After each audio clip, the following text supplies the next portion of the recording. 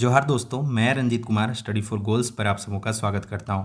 Friends, JSSC सीजिल complete खोटा के इस क्लास में हम पद्य भाग का एक काफ़ी महत्वपूर्ण और कहें इंटरेस्टिंग टॉपिक कहें आईएमडीबी का मतलब 10 आउट ऑफ 9 रेटिंग वाला एक खंड काव्य है जो आपके एग्जाम पॉइंट ऑफ व्यू से तो इम्पॉर्टेंट है ही, साथ ही आपको पढ़ने में भी मज़ा आने वाला है। अगर आप झारखंड के रहने वाले हैं तो आपको इस लेक्चर में देखने को मतलब इस खंड काव्य में देखने को मिलेगा कि मतलब झारखंड का जो प्राकृतिक ब्यूटी है उसको दर्शाया गया है। साथ ही जो यहाँ के आदिवासी मूल निवासी हैं या फिर जो बाहर के दीकू लोग हैं जो बाहर से यहाँ आके बसे हैं, तो उनके बीच में जो क्या किस तरह का रिलेशन रहता है वो बताया गया। साथ ही इस दामोदर कुराय में एक सर्ग ऐसा है सनंची कमल का, जहाँ पे एक आदिवासी वीरांगना की मतलब उसका वीरता का बात बताया गया। साथ ही उसके मतलब शारीरिक सुंदरता को भी यहाँ बहुत अच्छे तरीके से रिप्रेजेंट किया गया है। साथ ही उसके जो कमल केतु के साथ प्रेम प्रसंग है वो उसे भी बहुत अच्छे तरीके से दिखाया गया। साथ ही बाहरी खून का जो आक्रमण होता है उसे बताया गया। उसके बाद क्या कहते हैं कि प्राकृतिक रूप से जो जड़ी बूटी है उन सब पे भी यहाँ पे चर्चा हुआ है। साथ ही लास्ट में एक हड़प्पा सर्ग है जिसमें बाढ़ वगैरह को भी बहुत प्राकृतिक आपदा को भी मतलब बहुत अच्छे तरीके से और मतलब सही तरीके से रिप्रेजेंट किया गया। तो आज का जो लेक्चर होने वाला है वो काफ़ी इंटरेस्टिंग है और JSSC exam point of view से देखें तो इसका बहुत ज़्यादा महत्व है, क्योंकि यहाँ से एक न एक प्रश्न पूछे ही जाएंगे। तो एक्चुअली क्या है, अगर हम लाइन बाय लाइन पढ़ें फ्रेंड्स तो इस दामोदरी कुराय को पढ़ने में कम से कम 10 आवर तो लग ही जाएंगे। तो जब आपको 10 आवर ही लगाने थे तो आपको वीडियो देखने का तो फिर क्या औचित्य है। तो जो समय लगाना है वो मैं लगा दिया हूँ और यह एक निचोड़ के रूप में मैं आप तक ले आया हूँ, ताकि इससे पढ़ लिए तो 99% क्या मतलब 100% कह सकते हैं कि कुछ भी बाहर से नहीं पूछा जा सकता, इतना ही इनफ है। क्योंकि मैं यहाँ पे समरी बताया हूँ, साथ ही और दामोदरी कुराई से क्या क्या अभी हम लोग मेला सर्ग देखेंगे, तो मैं यहाँ पे मेला सर्ग से पूर्व में या फिर झारखंड ईसाई का हो या फिर शिक्षक वगैरह का जो एग्ज़ाम हो वहाँ पे क्या क्या प्रश्न दामोदरी कुराई से पूछे गए उन्हें भी सम्मिलित कर रखा हूँ लास्ट में। तो इसे आप देखिए, चूँकि मैं ऐसे भी जनरली मैं टाइम कम लेता हूँ चीज़ों को, जो 2 घंटे का चीज़ है उसे मैं मतलब 30 मिनट 25 मिनट में ही बता देता हूँ, चूँकि समय का अभाव है। और अभी जो यूथ है ना वो ज़्यादा समय देना नहीं चाहते हैं। मैं खुद भी ज़्यादा अगर लंबे लेक्चर होते हैं तो पहले ही देख के मैं जनरली नहीं देखता था, तो उसके हिसाब से मैं चीज़ों को शॉर्ट कर दिया हूँ। ठीक है, तो यह हुआ कुछ इंट्रो जो आपको मैं बताना चाह रहा था, और ये जानना भी जरूरी है वीडियो देखने से पहले। तो चलिए फ्रेंड्स आते हैं टॉपिक पे। तो यह जो है जेएसएससी सीजीएल झारखंड सचिवालय के सिलेबस में है, और वो जो पद्य भाग है पद्य भाग में आपको 4 चीज़ें पढ़ना है। दामोदरी कुराई, आंखें गीत पूरा स्टडी फॉर गोल्स पे पढ़ा दिया गया। मतलब इसमें जो 72 पोएम है श्रीनिवास पांडु जी के द्वारा लिखा गया है, उसमें लगभग 68-7 कुछ पोएम अपलोड होने में इधर उधर हो गए हैं, बाकी वो ऐप पे सारे अवेलेबल है। खोटा आठे पैदे खड़ी में कुछ लेक्चर 4-5 लेक्चर मैं लिया हूँ, बाकी जो बचे लेक्चर है वह भी ले लिए जाएंगे। एक मॉर्नी फुल पूरा विनय सर के द्वारा पूरा तरह से स्टडी फॉर गोल्स पे पढ़ा दिया गया। ठीक है, तो चलिए अब आते हैं हम दामोदरी कुराई पे और देखते हैं क्या है। तो जो पुस्तक है उसका नाम है दामोदरी कुराई, और इसके लेखक कौन है फ्रेंड्स, तो शिवनाथ परमाणिक है। दामोदरिक मतलब दामोदर नदी, और कुराई मतलब होता है गोद, मतलब दामोदर नदी के किनारे या दामोदर नदी के गोद में एक सिविलाइजेशन के बारे में यहाँ पे बात किया गया है। यह क्या है, तो पद्य भाग है। चलिए साहित्य रचना की देखें तो 2 विधाएं होता है, एक होता है फ्रेंड्स गद्य भाग, दूसरा होता है पद्य भाग। गद्य विद्या के तहत कहानी, उपन्यास, नाटक, निबंध, संस्मरण, व्यंग्य, आत्मकथा, पत्र वगैरह लिखे जाते हैं। गद्य में अलंकारों का प्रयोग नहीं होता है, गद्य हमारे विचारों से ताल्लुक रखता है, तो ये जानिए जरूरी है। पद्य विद्या की बात करें तो पद्य विद्या के तहत कविता, गीत, गाना, मुक्तक आदि लिखा जाता है। अलंकार पद्य का गहना होता है। जब भी पोएम देखते हैं तो उसका अलग ही अर्थ होता है, मतलब ऐसा लिखा रहता है कम शब्दों में ज़्यादा चीज़ बयां किया जाता है। ठीक है, पद्य हमारे मनोभाव से ताल्लुक रखता है। गद्य में जो लेखक होते हैं वो गद्य के जो लेखक कहलाते हैं, और पद्य के क्या कहलाते हैं, कवि कहलाते हैं। तो जो ये कह सकते हैं कि पद्य, अब बाद में देखेंगे पद्य भी 2 टाइप में हो जाता है, एक होता है अप्रबंध काव्य और दूसरा होता है प्रबंध काव्य। ठीक है, अप्रबंध काव्य क्या होते हैं, जनरली जो छोटे छोटे पोएम होते हैं उसे मुक्त काव्य भी कहते हैं, तो वो ये क्या कहलाते हैं, अप्रबंध काव्य। प्रबंध काव्य ये कहलाते हैं, जैसे में प्रबंध काव्य को भी 2 भाग में बांटा गया है। एक हो गया फ्रेंड्स महाकाव्य, दूसरा हो गया पहला हो गया महाकाव्य, दूसरा हो गया खंड काव्य। महाकाव्य जैसे महाभारत, महाभारत क्या है कि मतलब एक मतलब बड़ा सा स्टोरी है, लेकिन उसमें क्या है कि उस बड़े से मतलब स्टोरी में भी छोटे छोटे पार्ट हैं, कि मान लीजिए कि मतलब पांडवों की अलग कहानी है, कौरवों के बारे में अलग से बताया गया, फिर कर्ण के बारे में एक अलग ही चैप्टर शुरू हो गया, इस तरह से है। लेकिन खंड काव्य होता है तो एक ही टॉपिक पे होता है, एक ही टॉपिक के बारे में डिटेल में वहाँ पे लिखा जाता है। इस बारे में भी मैं लिख रखा हूँ, जिसे मैं बता देता हूँ कि खंड काव्य, एक मिनट, हाँ, खंड काव्य यह स्वयं में अर्थात अपने आप में ही पूर्ण होती है। खंड काव्य में संपूर्ण जीवन का वर्णन ना होते हुए जीवन के किसी एक महत्वपूर्ण खंड या घटना का वर्णन होता है। इसकी समस्त रचना एक ही छंद और एक ही रस में बंधी रहती है। ठीक है, चलिए, लेखक के बारे में पिछले एग्जाम में प्रश्न पूछे गए हैं, तो आपको लेखक के बारे में भी जानना है। लेखक का नाम है फ्रेंड्स शिवनाथ प्रमाणिक, और इनका साहित्यिक नाम क्या है? मानिक। तो पूछा जा सकता है कि मानिक किनका उपनाम है, तो यह भी आप ध्यान रखिए। इनका जन्म हुआ था 13 जनवरी 19, कहीं 1949 होता है, कहीं 1950 होता है, लेकिन जो दामोदरी कुराई बुक है वहाँ पे क्या दिया गया फ्रेंड्स? 1950। तो आपको याद रखना है 13 जनवरी 1950। ठीक है, हाँ, ध्यान रखिएगा, ये सब चीज़ें हैं, पूछा डायरेक्ट पूछा जा सकता है। खूब डीपली क्वेश्चन नहीं पूछता है खोटा में, मतलब ऊपर ऊपर ही पूछता है। तो अगर आप चीज़ों को डीपली डीपली पढ़ना चाहिए, लेकिन डीपली चीज़ें याद नहीं रह पाता है, लेकिन जो सरसरी नज़र से जो बार बार रिवाइज किया जाता है वह जल्दी हमारा दिमाग कैच कर लेता है, तो उसी अकॉर्डिंग क्वेश्चन आते हैं। और चूंकि ये JSS CGL exam point of view से, तो हम यहाँ पे तो ऑब्जेक्टिव क्वेश्चन होंगे, जेपीएससी तो है नहीं कि आपको डिस्क्रिप्टिव लिखने हैं, तो यह भी ध्यान रखना है। जन्म स्थान तो बैद मारा, जिला बोकारो में हुआ था। इनकी माँ का नाम था तिनकी देवी और बाप का नाम था मुरलीधरन परमानिक। इनके पिताजी के नाम पे क्वेश्चन आया है प्रीवियस ईयर में। ठीक है, इनकी प्रमुख कृतियां का नाम बात करें तो दामोदरी कुराई खंड काव्य 1986 में पब्लिश हुआ था। तातल और हिमाल कविता संग्रह 1998 में, खोटा लोक साहित्य विवेचन ग्रंथ है 2005 में, और मईचगंधा महाकाव्य 2013 में इनके द्वारा लिखा गया था। इनके द्वारा संपादित कृतियां का बात करें तो रूसल पुटुस कविता संग्रह संकलन है 1986 में, एकर छाड़ा कई गो संग्रहिक सामूहिक संपादन, इसके अलावे ये कुछ सामूहिक संपादन भी किए हैं। ठीक है, सम्मान की बात करें तो कोठा श्रेष्ठ साहित्यकार का सम्मान झारखंड सरकार के द्वारा इन्हें 2008 में दिया गया। काव्य भूषण जमशेदपुर से इन्हें मिला है। परिवर्तन सम्मान चतरा से इन्हें, ये कुछ सम्मान है जिनसे इन्हें सम्मानित किया गया है। ठीक है, चलिए, दामोदरी कुराई खंड काव्य के बारे में बताएं तो प्रकाशन कब हुआ था? 1986 में। प्रकाशक कौन है? तो छोटा नागपुर खोटा कमेटी बोकारो। यह जो प्रथम संस्करण है उसके प्रकाशक है। अभी जो हमारे पास टेक्स्ट बुक है वह पृथ्वी प्रकाशन दिल्ली के द्वारा प्रकाशित है, और उसका प्रकाशन वर्ष देखेंगे तो कितना है? तो 2019 है। ठीक है, यह भी दोनों ध्यान रखिए। भूमिका कौन लिखे फ्रेंड्स? तो एक ही झा लिखे हैं। काव्य की कथा वस्तु का सारांश कौन लिखे हैं? तो शांति भारत। और सर्गों की संख्या की बात करें तो इसमें 6 सर्ग है। ठीक है, सर्ग का मतलब होता है रचना, किसी ग्रंथ या काव्य का अध्याय। ठीक है, चैप्टर बोल सकते हैं। स्टार्टिंग में फ्रेंड्स जब मैं यह नोट्स तैयार कर रहा था तो मुझे लगा कि मतलब बहुत कम समय में इसे तैयार किया जा सकता है, पर ऐसा बिल्कुल नहीं है, क्योंकि बहुत से यहाँ पे कॉम्प्लिकेटेड वर्ड्स हैं जिसे मतलब एक एक करके, चूंकि हमारे पास कोई सोर्स भी नहीं होता है जहाँ से आप इजीली, इंग्लिश है तो क्या करेंगे, जाएंगे गूगल में सर्च करेंगे, इजीली ढूंढ लेंगे, लेकिन यहाँ पे समस्या था। तो स्टार्टिंग में मैं पैराग्राफ वाइज चीज़ों को सोचा कि मतलब पैराग्राफ वाइज तैयार कर दूँ ताकि मतलब ये आसानी से समझा जा सके, पर थोड़ा ये लेंदी हो जाएगा और बहुत टाइम टेकिंग हो जाएगा। मैं अपने बैकग्राउंड में इस पर वर्क करते रहूँगा, धीरे धीरे जब एक समय आएगा, एक लंबे समय में यह तैयार हो जाएगा तो आप तक मैं यह डिलीवर कर दूंगा। लेकिन फिलहाल हमने इसमें सुधार किया और चीज़ों को इस तरह से समरी वे में मैं बता दिया हूँ। साथ ही इसी तरह लास्ट में प्रीवियस ईयर के क्वेश्चंस या मोस्ट एक्सपेक्टेड क्वेश्चन क्या क्या पूछे जा सकते हैं वह मैं बता रखा हूँ। ठीक है, तो जनरली यह दामोदरी कुराई है फ्रेंड्स, उसमें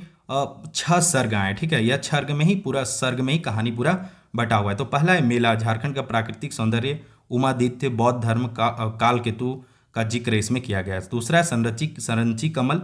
तो संरंची नामक एक सुंदर आदिवासी युवती रहती है और काल केतु का बेटा कमल केतु के बीच में मतलब इनका वीरता या फिर इनका प्रेम प्रसंग को दिखाया गया। ठीक है, तीसरा सर्ग है फ्रेंड्स राजवैद्य। तो राजवैद्य में, इस सर्ग में धुमा नामक एक मतलब राजवैद्य रहता है, जो हर जनरली देखेंगे कुछ भी राजा महाराजा का रहता है तो वहाँ तो एक डॉक्टर टाइप में, एक उस समय क्या था, तो उस समय ये आयुर्वेद वगैरह ही था, तो एक राजवैद्य काफ़ी नामी थे, वो धुमा नाम था। ठीक है, और धुमा क्या करते हैं, सरंची कमल केतु का प्रेम प्रसंग में इन दोनों के वो बहुत सहयोग करते हैं। ठीक है, जिससे राजा बाद में नाराज भी हो जाता है, इसके पिता नाराज भी होते हैं, बाद में इनसे बोलते हैं कि तुम ये राज दरबार छोड़ भी दो। ठीक है, बाकी एक एक करके मैं इन सबको डिटेल में बताऊंगा। अभी मैं जस्ट एक हाईलाइट बता रहा हूँ, जिन्होंने पढ़ रखा वो इजीली समझ पा रहे होंगे। ठीक है, चौथा है हून सर्ग है। तो हून पाठ में दिखाया गया कि हून के जो सेनापति थे मिहिर सेन, उसका आक्रमण होता है, मतलब मतलब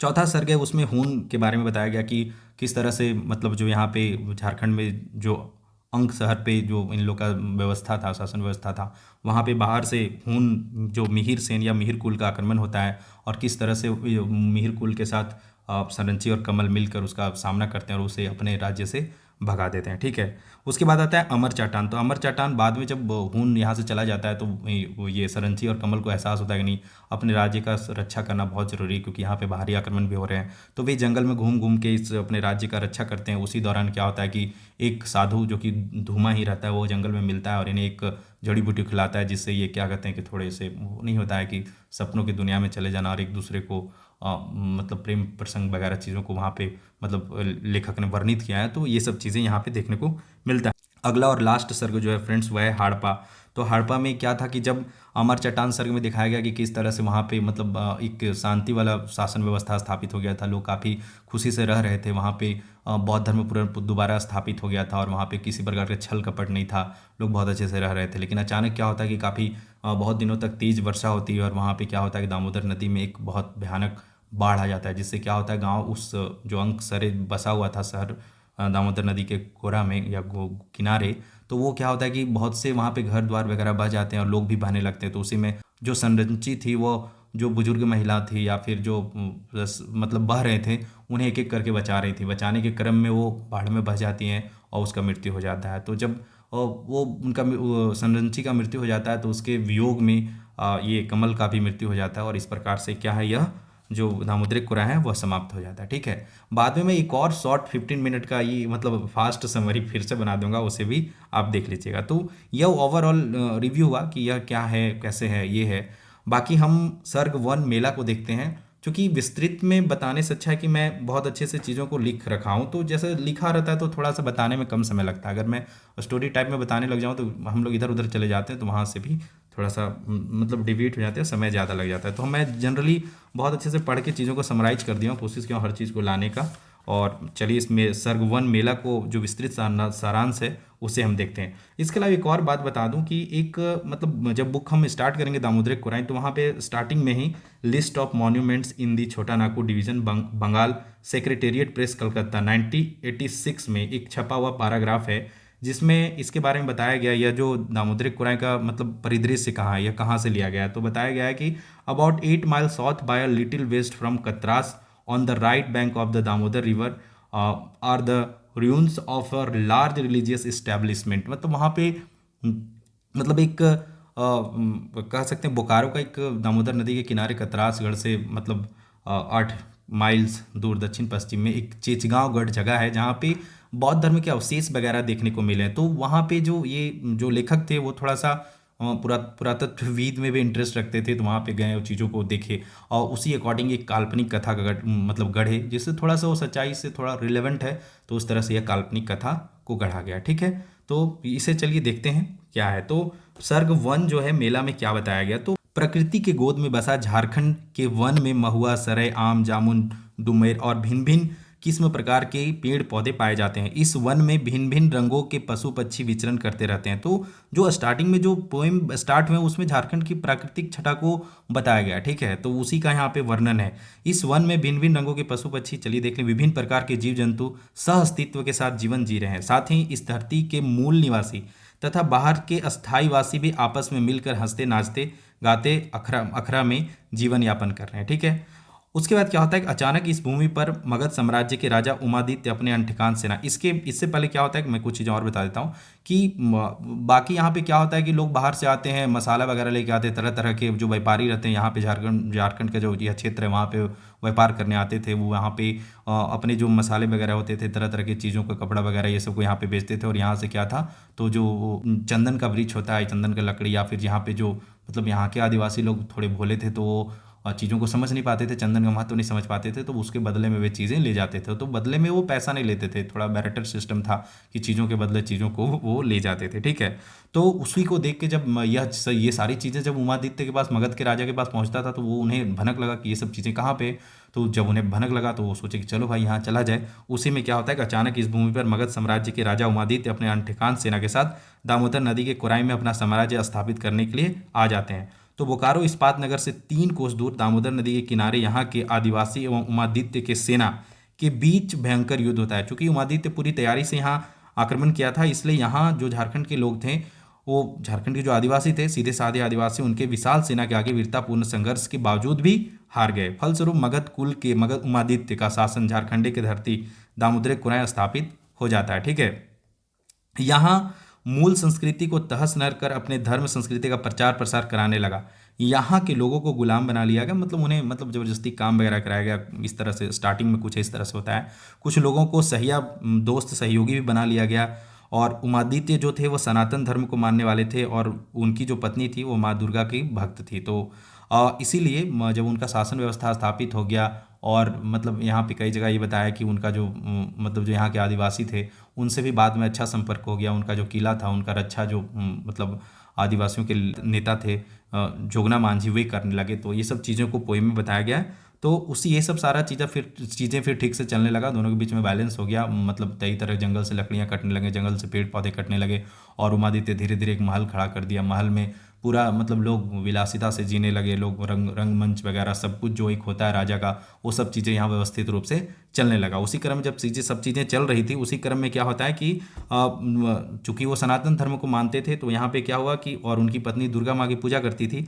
तो नवमी के दिन मतलब इस दुर्गा पूजा के अवसर पे वहाँ पे एक मेले का आयोजन किया गया था। ठीक है, तो इसलिए अश्विन माह जो कि सितंबर अक्टूबर को अश्विन माह होता है, में बड़ा मेला लगाया जाता है। और इसी मेले में क्या होता है कि ये दोनों पूजा करने आते हैं नवमी के दिन, और फिर 10वीं के दिन क्या होता है कि मतलब बड़े स्तर पे मेला लगता है। ठीक है, मेले में बौद्ध संत का आगमन होता है। संत के द्वारा मैं बहुत चीज़ों को बहुत शॉर्ट कर दिया हूँ। अगर मैं इसे लाइन बाय लाइन पढ़ाता तो एक मेला सर के 2-2.5 घंटे में मतलब कंप्लीट होता। तो एक्चुअली जो आपको समझना है, आपको एग्जाम में मार्क्स स्कोर करने हैं। मैं जितना बताया वो देखना, अभी मैं प्रीवियस ईयर क्वेश्चंस बताऊंगा उतना में ही आपका सारे आंसर करने में आप मतलब आप करने में सक्षम होंगे। तो देन क्यों उतना समय लगाना। ठीक है, तो मेले में बौद्ध संत का आगमन होता है। संत के द्वारा मेले में आए लोगों को उपदेश दिया जाता है।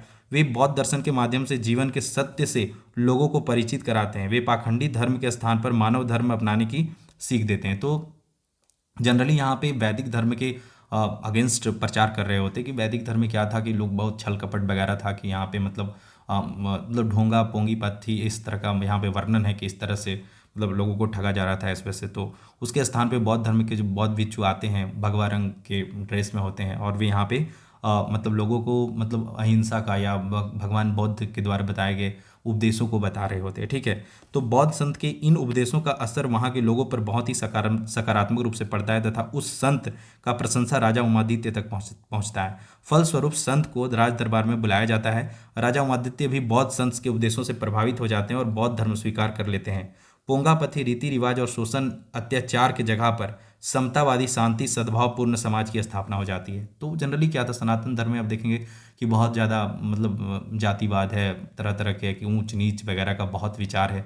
तो उन सब चीज़ों को बौद्ध धर्म के जो साधु थे या मतलब बौद्ध भिक्षु थे, वे इन सब चीज़ों को लोगों को बताते हैं, लोग प्रभावित हो जाते हैं, और इस राज्य व्यवस्था में क्या होता है कि बौद्ध धर्म स्थापित हो जाता है। ठीक है, चलिए, संपूर्ण राज्य में सुख शांति और अहिंसा का वातावरण हो जाता है। बौद्ध धर्म के स्थापना के इस पश्चात धर्म के धंधेबाजों का धंधा चौपट हो जाता है। उनका स्थिति बहुत ही बुरा हो गया था। वे पुनः कर्मकांडी धर्म को लाने के लिए बेचैन थे, परंतु उमादित्य के राज में संभव नहीं हो सका। ये सब चीज़ें उमादित्य का जब तक शासन था तब तक संभव नहीं हो सका।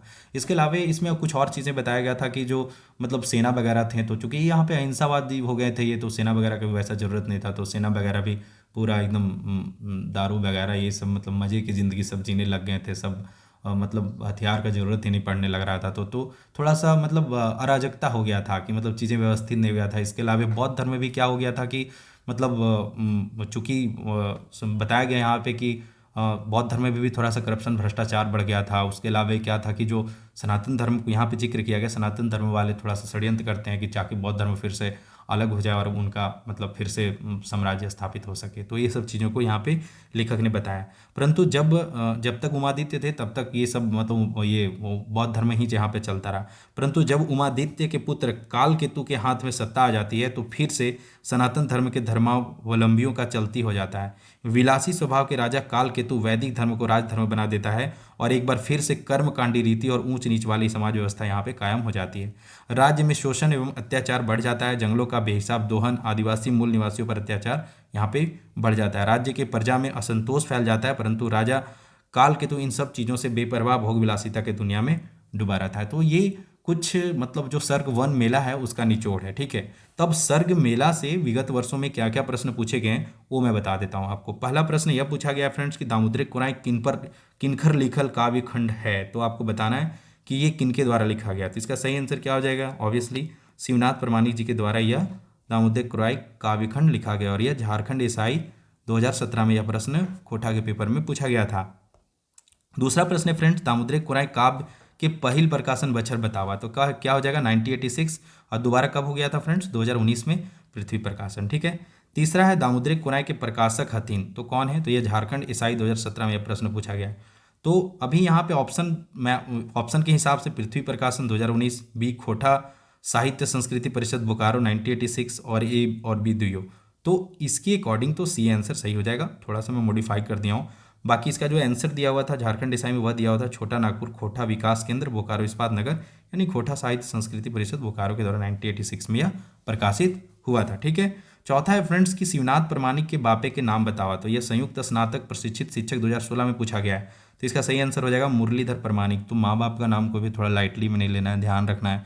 ये वैसे मार्क्स हैं जो बाकी बंदे स्कोर नहीं करेंगे। आप अगर 4 क्वेश्चन ज़्यादा स्कोर कर लेते हैं तो 4 3 12 मतलब 12 मार्क्स बहुत मायने रखता है, ठीक है। पांचवा फ्रेंड्स, मेला कौन काव्यिक सर्ग है, तो देखिए यह भी आसान क्वेश्चन है, 6 सर्ग हैं आपको याद रखने हैं। तो इस तरह से प्रश्न पूछा जाएगा। तो क्या ये संयुक्त स्नातक प्रशिक्षित शिक्षक 2016 में पूछा गया था, तो इसका सही आंसर क्या हो जाएगा, मेला दामोदर कुराई का एक सर्ग है। छठा प्रश्न है, दामोदर कुराई किताब कौन विद्या में लिखल गेल है, तो इसका सही आंसर क्या हो जाएगा, खंड काव्य विद्या में यह लिखा गया है। उसके खंड काव्य में भी अगर पूछा, खंड काव्य के अलावा भी पूछा जा सकता है कि ये क्या है, तो पद्य विद्या का रचना है और प्रबंध विद्या का यह रचना है, और देन यह खंड काव्य का रचना है। तो इस तरह से आंसर आप कर सकते हैं। दामोदर कुराई किताब में कई गो सर्ग है, वेरी इजी, तो कितने हैं, 6 सर्ग हैं। दामोदर कुराई किताब के पहल सर्ग के नाम बताओ, तो झारखंड ईसाई 2017 में पूछा है। तो पहला सर्ग क्या है, पहला सर्ग मेला है, जो अभी हम लोगों ने पढ़ा है। 9वां प्रश्न है, महुआ डोह सरई करंज आम जामुन शीर्षक संग परास आपन मने मतंग बाहरे बा झारखंडिक बोन ई डंडीलवन यानी पाता या पंक्ति कौन किताब में छपल है, तो इसका सही आंसर क्या हो जाएगा, ऑप्शन बी दामोदर कुराई में। ऐसा क्वेश्चन एक पूछा गया है, वो दूसरे सर्ग में, इसलिए मैं शामिल नहीं किया हूँ कि एक पैराग्राफ दिया था और पूछा था। जनरली मैं इसमें शॉर्ट जब लास्ट में मैं बताऊंगा तो आपको बता दूंगा कौन कौन से मतलब स्टैंजा है जो इंपॉर्टेंट है, ताकि आप मुझसे भी कर सकें, ठीक है, जहाँ से पॉसिबिलिटीज ज़्यादा है। 10वां प्रश्न है, दामोदर कुराई के मधुर काव्य कौन विद्वान कहल है, तो याद रखिए कि जाने इन्हें इसे मधुर काव्य भी कहा है, तो यह भी इंपॉर्टेंट है। स्टार्टिंग में मैं थोड़ा भूल गया बताने, मधुर काव्य या ललित मधुर काव्य कह सकते हैं, यह ए के झा ने इस काव्य को कहा है, ठीक है। और 11वां प्रश्न है फ्रेंड्स, काल केतु बापे के नाम बताओ, तो काल केतु बाप कौन था, तो उमादित्य, और काल केतु बेटा कौन था, तो कमल केतु, ठीक है। 14वां प्रश्न है, उमादित्य कौन धर्म के राज धर्म बनवले रहे, तो उमादित्य ध्यान रखिए बौद्ध धर्म को, काल केतु सनातन धर्म को, ठीक है, तो ये याद रखिएगा। और जब कमल केतु आते हैं तो दोबारा फिर बौद्ध धर्म स्थापित करते हैं वो, ठीक है। 15वां है, काल केतु कैसन राजा रहे, तो काल केतु क्या था फ्रेंड्स, तो विलासिता में डूबने वाला मस्त अय्याज था, ठीक है। 16वां क्या था, कुराय के माने की हो गए, तो कुराय का मतलब होता है गोद, ठीक है, तो बी आंसर इसका सही हो जाएगा। 17वां प्रश्न है फ्रेंड्स, दामोदर कुराय काव्य के भूमिका के लिखले है, तो इसका सही आंसर हो जाएगा ए के झा सर के द्वारा यह लिखा गया है। 18वां प्रश्न है फ्रेंड्स, शिवनाथ प्रमाणी के माँ के नाम की लागे, तो माँ का नाम, चूंकि बाप का नाम पूछा है तो संभावना है माँ का भी नाम पूछ दे, तो तिनकी देवी आपको याद रखना है। उमादित्य के लड़ाई केकरा से भेल है, तो उमादित्य की लड़ाई ऑप्शन बी झारखंड के आदिवासी से हुआ था, ठीक है। कहाँ पे, तो दामोदर नदी के किनारे, ठीक है, चिचगांवगढ़। बाकी ये कुछ इंपॉर्टेंट चीज़ें जो मुझे लगा वो मैं बताया। मुझे लगता है इनफ है, इतना से बाहर एग्जाम में क्वेश्चन नहीं पूछे जा सकते हैं। बाकी अगर आपको वीडियो अच्छा लगता है तो वीडियो को लाइक किया कीजिए और अपने ज़्यादा से ज़्यादा दोस्तों के साथ शेयर किया कीजिए, ठीक है। ये तो हुए कुछ प्रश्न, इसके अलावा इस सर्ग से और भी प्रश्न का आप प्रैक्टिस करना चाहते हैं तो आप study for goals app download कर लीजिए। वहाँ पे बहुत से क्वेश्चन हैं, और अगर आप स्टडी फॉर गोल्स ऐप पे खोटा के कुछ कोर्सेज भी बने हुए जो कि मिनिमम प्राइस पे 149 या 399 या 499 जो भी है 500 से नीचे है, और वहाँ पे 200 प्लस वीडियोस और मतलब 250 प्लस टेस्ट और 15 फुल लेंथ टेस्ट, इसके अलावा 50 फुल लेंथ टेस्ट का एक अलग 149 या 199 में किस तरह से कोर्स है, तो वो भी आप ज्वाइन कर सकते हैं। और वहाँ से क्या होता है कि चीज़ों को पढ़ने के साथ साथ प्रैक्टिस करना भी ज़रूरी होता है, तो आप प्रैक्टिस कर सकते हैं। एप्लीकेशन का लिंक डिस्क्रिप्शन बॉक्स में, वहाँ से ऐप डाउनलोड कर सकते हैं, और ऐसे भी प्ले स्टोर पर जाके आप इस 4G सर्च कीजिए, आपको आ जाएगा। इसके अलावा किसी प्रकार का और डाउट हो आपको, मतलब तैयारी को लेके या किसी तरह का लेके, तो आप मुझे फॉलो कीजिए। फेसबुक पे फॉलो कर सकते हैं, इंस्टाग्राम पे फॉलो कीजिए, वहाँ पे टेक्स्ट कीजिए। मैं जैसे फ्री रहूँगा आपकी मतलब क्वेरीज का बेस्ट आंसर देने का प्रयास करूँगा, ठीक है। और यह कुछ रहा फ्रेंड्स, ये रहा जेएसएससी सीजीएल कंप्लीट कोटा कोर्स की कुछ डिटेल। यहाँ पे कंप्लीट वीडियो लेक्चर आपको मिल जाएंगे, complete handwritten PDF notes मिल जाएंगे। इसके अलावा टॉपिक वाइज सेक्शनल टेस्ट, एक एक चैप्टर का टेस्ट मिल जाएगा। 50 फुल लेंथ टेस्ट, ये जो कोर्स है 15 टेस्ट है उसमें, बाकी 50 फुल लेंथ टेस्ट का अलग से है। ऑल प्रीवियस ईयर पेपर आज तक जितने भी कोटा का एग्जाम हुआ है वो सारे ऐड हैं, और 5000 प्लस ऑब्जेक्टिव क्वेश्चन। तो ये 5000 तो अब यहाँ पे 10,000 प्लस क्वेश्चन हो चुके हैं अभी वर्तमान में अपडेट। तो यह रहा ऐप का आइकन, आप प्ले स्टोर पे जाइए और इसे इंस्टॉल कीजिए।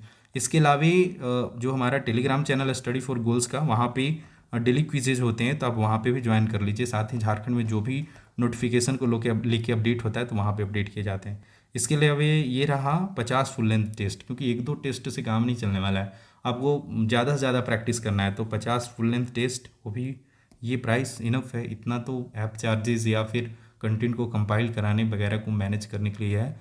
बाकी आप रिजल्ट दीजिए, वही हम लोग का क्या अचीवमेंट है, मतलब हमारा सक्सेस वही है, ठीक है। तो इसके अलावा 50 फुल लेंथ टेस्ट के अलावा यहाँ पे टॉपिक वाइज सेक्शनल टेस्ट भी है और सारे प्रीवियस ईयर पेपर्स भी हैं, ठीक है।